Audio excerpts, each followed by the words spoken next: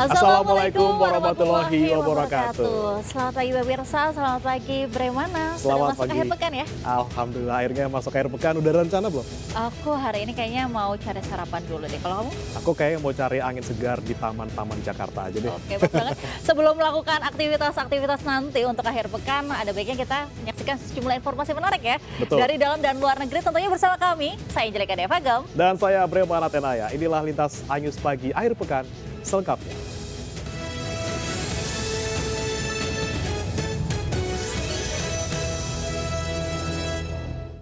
Kita mulai dengan informasi angin puting beliung melanda kawasan Waru dan Tulangan, Sidoarjo, Jawa Timur. Ya, meski tidak ada korban jiwa dalam kejadian ini, namun sejumlah atap rumah warga mengalami rusak.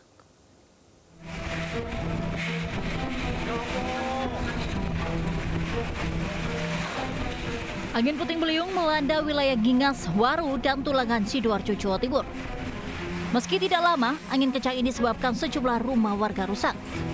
Berawal dengan awan tebal, angin berhembus memporak-porandakan permukiman warga. Sejumlah bagian atap bangunan dan rumah warga tampak jatuh dan berhamburan. Warga pun panik lantaran tidak menduga angin puting beliung datang menerjang desa mereka. Sejumlah aparat kepolisian, petugas BPBD dibantu warga langsung melakukan perbaikan rumah yang atapnya hilang diterjang angin. Terdata 5 rumah warga di Tulangan rusak usai diterjang angin.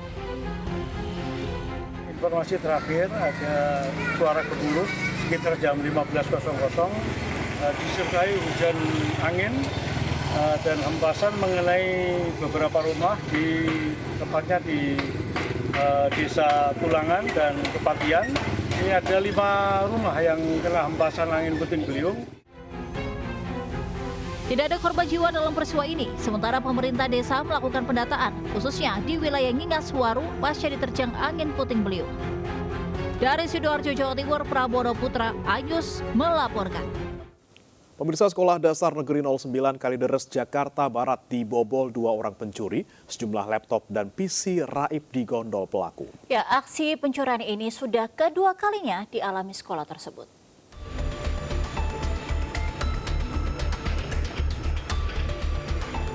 Kamera CCTV merekam saat 2 pria membobol pintu ruangan asesmen nasional berbasis komputer atau ANBK di SDN 9 Kalideres, Jalan Daan Mogot, Jakarta Barat.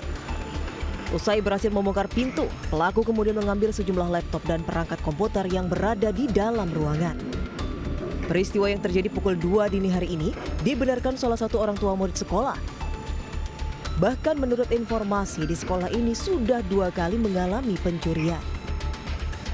Kita sini cuma yang kenal langsung sekolah, cuma pas kesini dapat informasi, oh setahun udah 2 kali nih kemalingan, gitu doang. Udah sebelumnya nggak tahu.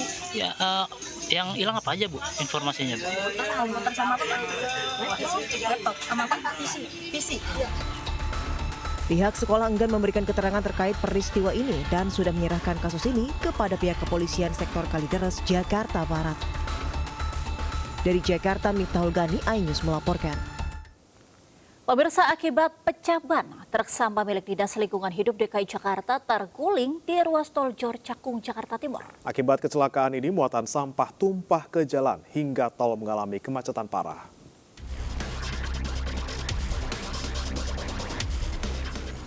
Truk milik Dinas Lingkungan Hidup DKI Jakarta ini mengalami kecelakaan tunggal hingga terguling di kilometer 51 tol Jor Cakung, Jakarta Timur. Kondisi truk melintang di tengah jalan dengan muatan sampah berserakan ke tengah jalan. Kecelakaan tunggal ini akibat truk pecah ban, di mana kondisi ban telah gundul. Saksi mengatakan truk awalnya melaju dari arah utara menuju Bekasi sempat mengeluarkan suara ledakan yang diduga berasal dari ban yang pecah. Mau kemana Bang, kok bisa sampai terguling gitu? Dari arah Priok, terus? bannya pecah itu langsung jatuh kembali. Berarti tadi sempat kedengeran suara kayak ledakan gitu ya? Iya, ledak dulu Baru mobil truknya terguling. Muatan apa sih Bang? Sampah. Meski tidak ada korban jiwa dalam musibah kecelakaan ini, namun kemacetan panjang sempat terjadi dari arah utara menuju Bekasi selama proses evakuasi truk dan sampah. Dari Jakarta, Rizky Falufi, iNews melaporkan. Pemirsa, selalu waspadalah dengan peredaran uang palsu. Di Nganjuk, Jawa Timur, 2 orang pria ditangkap polisi karena mengedarkan uang palsu kepada masyarakat. Ya, uang palsu senilai 10 juta rupiah lebih turut disita polisi.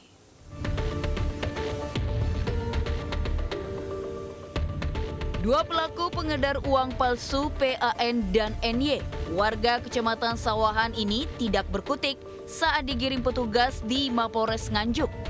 Dari tangan pelaku, polisi menyita barang bukti berupa uang palsu senilai lebih dari 10 juta rupiah, handphone, dan motor yang dipakai untuk beraksi. Penangkapan ini berdasarkan laporan masyarakat adanya bandar uang palsu di wilayah Kecamatan Sawahan. Kepada polisi, tersangka mengaku mendapatkan uang palsu tersebut dari daerah Jawa Barat. Yaitu uang palsu pecahan 100.000 ya, sejumlah 54 lembar, dan uang palsu pecahan Rp50.000 sejumlah 101 lembar. Tas yang di dalamnya diisi uang palsu. Akibat perbuatannya, kedua tersangka dijerat Undang-Undang tentang Mata Uang dengan ancaman hukuman maksimal 10 tahun dan denda 50 miliar rupiah. Sementara polisi sedang memburu pembuat uang palsu tersebut. Dari Nganjuk, Jawa Timur, Mukhtar Bagus, iNews melaporkan. Kebakaran melanda tempat usaha spa di Jalan Taman Ais Nasution, Surabaya, Jawa Timur. Akibatnya puluhan pengunjung, terapis, dan juga pegawai berhamburan menyelamatkan diri.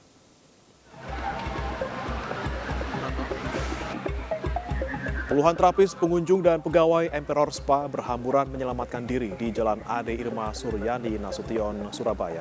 Mereka panik setelah terjadi kebakaran dari dalam gedung lantai 2, tepatnya di ruang sauna. Kebakaran diduga akibat satu di antara pengunjung yang menyiram pemanas batu sauna dengan air sehingga mengakibatkan korsleting listrik pada panel alat pemanas. Api kemudian muncul dan merembet ke dinding sauna yang terbuat dari kayu. Damkar Kota Surabaya pun dikerahkan ke lokasi untuk melakukan pemadaman, hingga api bisa dijinakan 1 jam kemudian. Meski tak ada korban jiwa, namun satu karyawan pingsan dan telah mendapatkan perawatan dari PMI Kota Surabaya.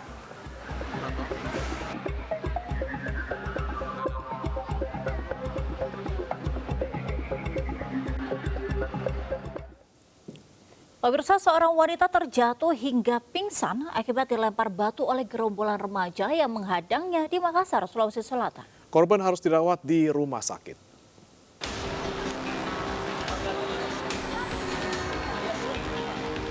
Seorang wanita yang mengendarai sepeda motor bersama rekannya tiba-tiba dihadang dan dilempari batu oleh gerombolan remaja di Jalan Bulu Saraung, Makassar, Sulawesi Selatan. Polisi pun segera menuju lokasi, namun para pelaku sudah melarikan diri. Sementara itu, korban harus dirawat di rumah sakit akibat luka di wajahnya. Sebelumnya, ia sempat terjatuh hingga pingsan. Dari keterangan saksi, gerombolan pelaku juga sempat mengancam korban. Beruntung ada pengendara lain yang datang. Laki-laki yang di depannya mau dipukul pakai batu, tapi dia orang ndak kena, temanku yang di belakang kena, jadi langsung kena sininya batu, baru langsung jatuh, baru itu orang kayak menantang bilang jadi kenapa Mi, bilang kenapa, baru ndak lama datang itu tadi om yang baju putih tolong, baru mereka lari. Polisi telah meminta keterangan sejumlah saksi di lokasi kejadian.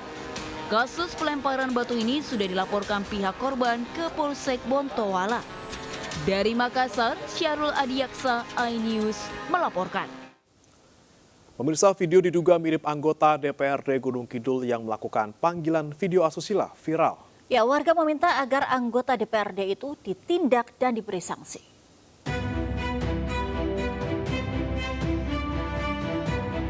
Rekaman percakapan video antara seorang pria yang diduga anggota DPRD Gunung Kidul dengan seorang wanita ini tengah viral. Video ini sudah beredar luas di masyarakat dan menjadi perbincangan. Banyak warga yang menyayangkan atas beredarnya rekaman ini. Warga pun mendatangi kantor DPRD Gunung Kidul untuk menemui pimpinan DPRD Gunung Kidul dan menyampaikan permasalahan ini. Perwakilan warga menyatakan agar anggota DPRD itu ditindak tegas dan diberi sanksi. Warga memberi waktu 2 minggu terhitung sejak tanggal 26 November 2024 agar DPRD Gunung Kidul memberikan sanksi tegas kepada yang bersangkutan. Kami dari Gabungan Rakyat Kabupaten Gunung Kidul dan disetujui Ketua Dewan Pimpinan, 1. melakukan sidang terhadap oknum anggota DPRD Kabupaten Gunung Kidul dari fraksi Golkar yang sedang melakukan video call yang bersangkutan. Sementara itu, Ketua DPRD Gunung Kidul, Endang Sri Sumiartini, menyerahkan proses sanksi kepada Badan Kehormatan DPRD Gunung Kidul dan akan mengikuti mekanisme yang berlaku. Dari Gunung Kidul, Yogyakarta, Kismayo Wibowo, iNews melaporkan. Banjir kembali merendam ratusan rumah warga di Desa Karangligar, Kabupaten Karawang, Jawa Barat. Warga pun terpaksa mengungsi lantaran ketinggian banjir mencapai 2 meter lebih.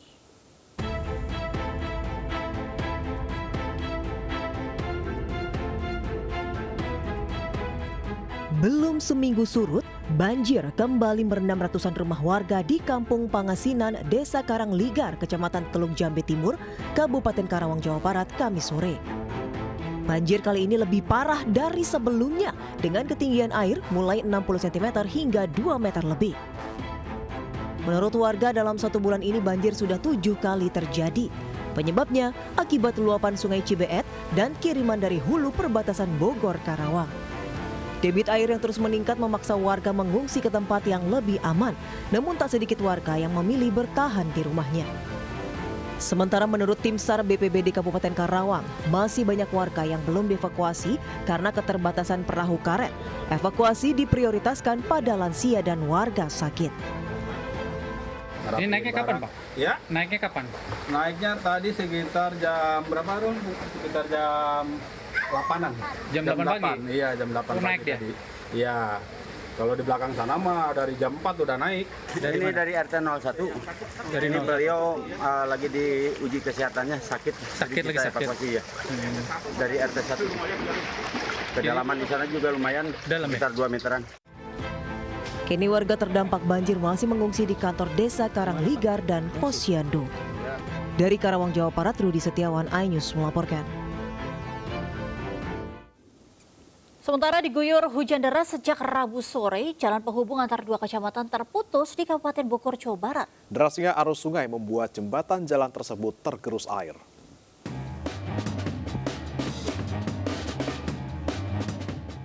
Warga membuat penghalang jalan dengan menancapkan pohon di tengah jalan lantaran akses jalan penghubung di Jalan Puncak 2 Desa Babakan Madang, Kabupaten Bogor, Jawa Barat putus tergerus air sungai.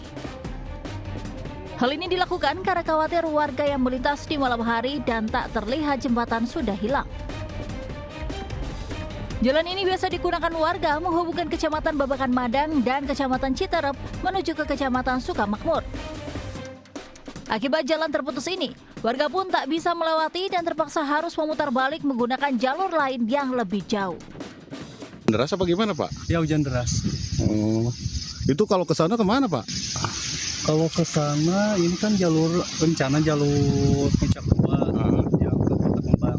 Ke Kota Kembang. Ya. Oh, berarti di sana ada kampung, Pak? Kalau kampung sebelahnya ada Parungkonteng. Ya. Atas peristiwa ini, warga berharap kepada pemerintah segera dibangun kembali jembatan agar dapat bisa dilalui kembali. Dari Kabupaten Bogor, Jawa Barat, Cahyat Supriyatna, iNews melaporkan. Pemirsa, akibat guyuran hujan deras, 2 perumahan bersubsidi terendam banjir setinggi 2 meter di Deli Serdang, Sumatera Utara.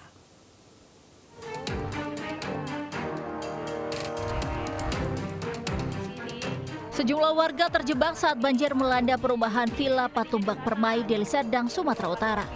Beberapa di antara mereka hanya bisa menyelamatkan diri dengan naik ke atap rumah dan merelakan barang hingga kendaraan terendam banjir. Pasca banjir, polisi dan TNI langsung membantu mengevakuasi warga. Petugas juga mengevakuasi mobil dan sepeda motor yang sempat terendam. Ada dari Polda, jadi semuanya ada 6, jadi makanya masyarakat tersebut cepat terevakuasi. Jadi sekarang masyarakat seluruhnya sudah selamat, ya, jadi sekarang kami tinggal hanya untuk melakukan pengamanan dan mengecek harta benda yang ditinggalkan oleh korban.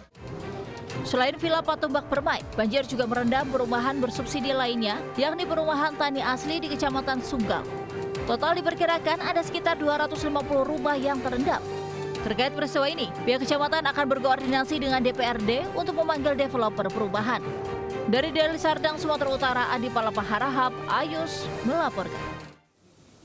Informasi lainnya pemirsa, transaksi digital lewat kris menjadi tren masa kini di dunia usaha. Selain memudahkan konsumen bertransaksi, juga membuka peluang baru menjangkau pasar yang lebih luas.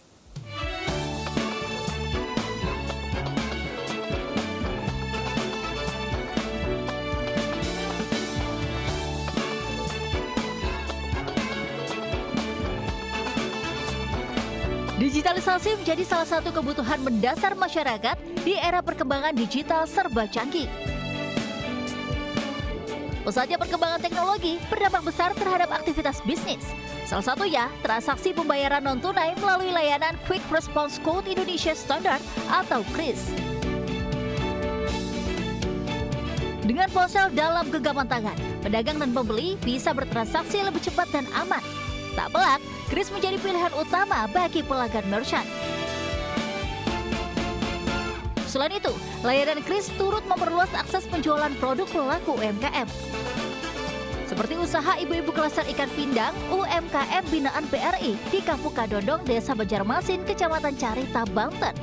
Teknologi KRIS BRI hadir mempermudah transaksi dengan pelanggan yang membeli produk ikan pindang dan olahan kerupuknya. Layanan KRIS membantu produk mereka laris manis. Dalam sehari, ratusan kilogram ikan pindang dan kerupuk ikan pindang ludes terjual di warung dan pasar tradisional. Tak tanggung-tanggung, omsetnya bisa mencapai 80 juta rupiah per bulan. Terima kasih Bank BRI atas pinjamannya sebesar 10 juta rupiah. Dan saya udah dibimbing. Dalam transaksi ke Bank BRI Bu pakai apa Bu? QRIS. QRIS. Membantu nggak Bu? Membantu Pak, alhamdulillah.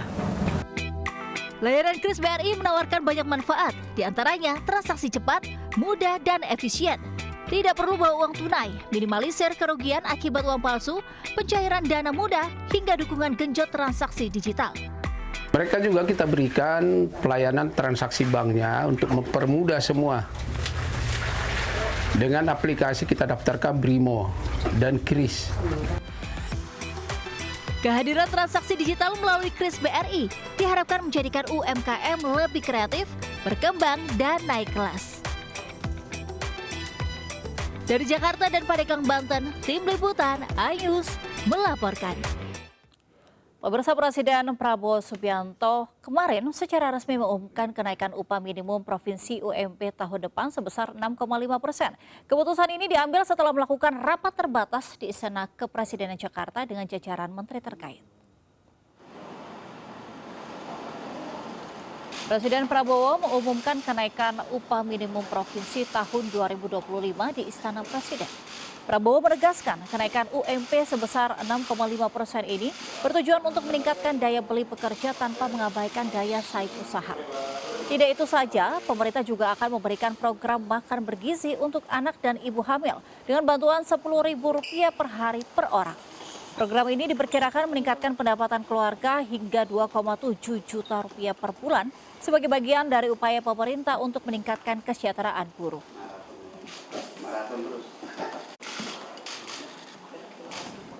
Kita ambil keputusan untuk menaikkan rata-rata upah minimum nasional pada tahun 2025 sebesar 6,5%. Untuk upah minimum sektoral akan ditetapkan oleh Dewan Pengupahan Provinsi, Kota, dan Kabupaten. Ketentuan lebih rinci terkait upah minimum akan diatur oleh Peraturan Menteri Ketenagakerjaan. Sebelumnya, pemirsa, anggota Komisi 10 DPR RI Melly Goeslaw bertemu Presiden Prabowo di Istana Kepresidenan Jakarta. Pertemuan sebagai bentuk dukungan pemerintah terhadap film Woman from Rhode Island yang masuk nominasi Piala Oscar 2025.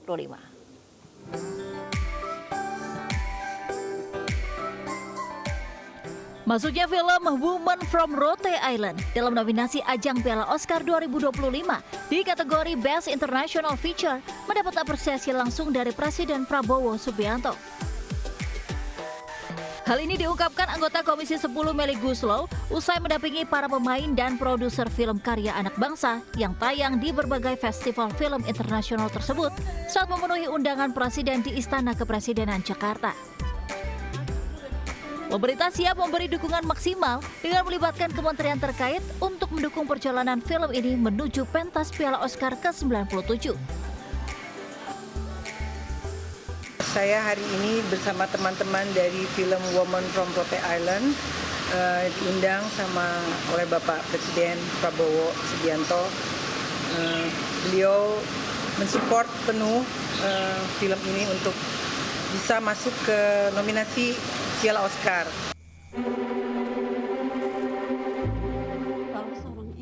Woman from Rote Island adalah film yang menceritakan tentang perjuangan seorang ibu tunggal dan anak-anaknya untuk mendapat keadilan atas kekerasan yang mereka alami. Film berlatar di Pulau Rote, Nusa Tenggara Timur ini mengangkat isu kekerasan seksual. Film yang disutradarai Jeremias Nyangun berdurasi 1 jam 48 menit telah tayang di bioskop Indonesia 22 Februari 2024 lalu. Film ini juga mengukir sejarah perfilman Indonesia sebagai salah satu film sukses di tingkat internasional. Dari Jakarta, Salam Rahmat Muhammad Damar Wicaksono, iNews melaporkan. Ya, kita beralih ke informasi yang menginspirasi nih Bremana dan juga pemirsa. Indonesia memiliki beragam jenis kain tradisional. Nah, salah satunya ulos yang berasal dari Tapanuli Utara. Ya, Angel dalam sebuah workshop ini menampilkan pembuatan beragam kain tradisional seperti ulos dari Tapanuli Utara dan wastra lainnya. Peserta juga turut diajarkan bagaimana cara memasang perhiasan ulos atau disebut sirat.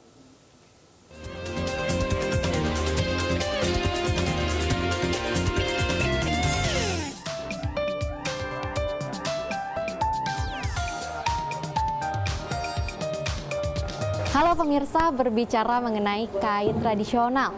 Nah, kain tradisional di Indonesia utamanya ini memiliki beragam macam motif dan juga berbagai jenis yang biasanya itu dibuatnya dengan cara tradisional yakni ditenun. Nah, saat ini saya akan mengajak Anda untuk melihat bagaimana cara pembuatan hiasan di kain ulos. Kalau gitu, langsung ikuti saya ke dalam ya.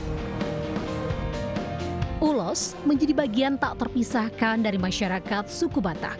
Kain tenun tradisional ini pun menjadi simbol kehormatan dan ikatan kasih sayang saat perayaan.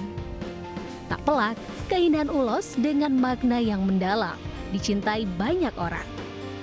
Untuk melahirkan kain khas suku Batak ini, dibutuhkan ketekunan dalam menenunnya.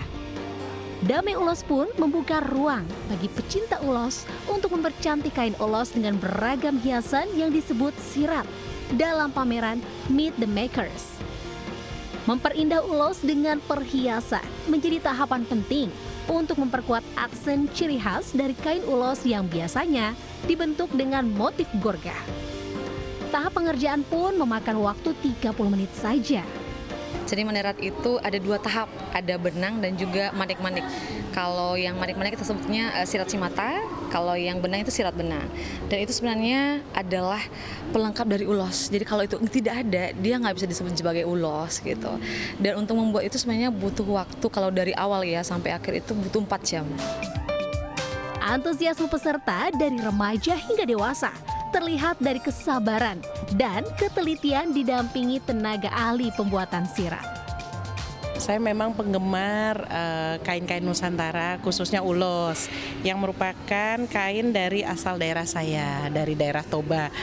Dan ini langka nih, biasanya kita beli ulos sudah jadi, ternyata kita dikasih kesempatan oleh Dame Ulos untuk membuat sirat. Pameran Meet the Makers menampilkan beragam kain tradisional seperti ulos dari Tapanuli Utara dan wastra lainnya. Belajar menenun ulos membawa pengalaman baru untuk semakin mengenal budaya suku Batak dan tanah air. Butuh kesabaran, pastinya ketekunan untuk bisa memasangkan masing-masing ini di kain ulosnya. Nah, pemirsa, dari Jakarta, Aulina Iyasya dan Yudi Richard, iNews melaporkan. Pemirsa, ratusan orang yang terhimpun dalam Aliansi Demokrasi Maluku Utara terlibat bentrok dengan aparat kepolisian dari Polres Ternate di depan kantor KPUD Maluku Utara Ternate. Mereka menuntut diusutnya kecurangan pilkada.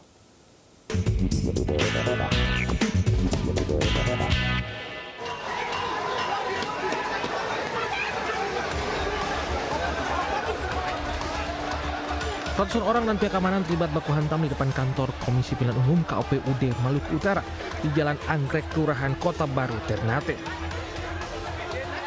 Bahkan seorang peserta aksi menjadi bulan-bulanan aparat polisian. Awalnya aksi unjuk rasa berlangsung di depan kantor Komisi Pemilihan Umum KPU Maluku Utara berlangsung lancar hingga masa aksi melakukan pembakaran bahan bekas di tengah jalan membunyikan tiang listrik. Bentrokan antara massa aksi dan aparat keamanan ini bermula saat massa berupaya mendekati KPU dengan mendorong truk yang membawa sound system masuk ke halaman kantor hingga menabrak aparat kepolisian Polres Ternate yang memberi batas keamanan di depan kantor KPU sehingga mengganggu keamanan dan berujung bentrok. Diketahui massa aksi mendesak Komisi Pemilihan Umum KPU Maluku Utara mengusut dugaan pilkada curang di tingkat tempat pemungutan suara TPS. Massa juga mendesak Badan Pengawas Pemilu Bawaslu Maluku Utara mendiskualifikasi paslon yang terlibat politik uang serta meminta Gakumdu menindak tegas pelanggaran pemilu sesuai norma hukum. Dari Ternate, Maluku Utara, Ismail Sangaji melaporkan. Pemirsa, terpergok saat beraksi, 2 pelaku pencurian kotak amal di sebuah masjid di Kabupaten Bogor, Jawa Barat babak belur dihajar warga. Ya, sebelumnya mereka kepergok menjebol pintu masjid manfaatkan situasi sedang sepi.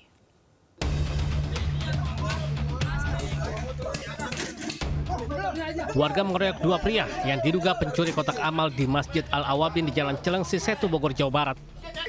Keduanya babak belur dianiaya warga yang geram karena aksi mereka diduga bukan yang pertama kalinya. Sebelumnya mereka kepergok menjebol kotak amal dan memindahkan isinya ke dalam tas. Naas, aksinya kepergok warga. Sampai, berarti kotak amal posisinya di dalam? Di dalam, posisi di dalam. Itu karena terlalu banyak warga kan. Diajar juga sih. Diajar ya? Iya, diajar. Usai diamankan warga, kedua pelaku langsung dibawa ke kantor Polsek Celengsi guna proses hukum lebih lanjut. Dari Kabupaten Bogor, Jawa Barat, Cahyat Supriyatna, News melaporkan. Peristiwa tadi sekaligus menutup lintas saya sebagai akhir pekan hari ini. Dan pemirsa, berita-berita tadi juga dapat Anda baca selengkapnya melalui portal okezone.com. Dan saat lagi Anda bisa menyaksikan serangkaian peristiwa lainnya dalam program Jurnal Lintas iNews Pagi bersama rekan kami Camar Hainda. Akhirnya saya Brio Panatenaya. Dan saya Angelika Devaga mundur diri. Selamat pagi, selamat berakhir pekan. Wassalamualaikum warahmatullahi wabarakatuh.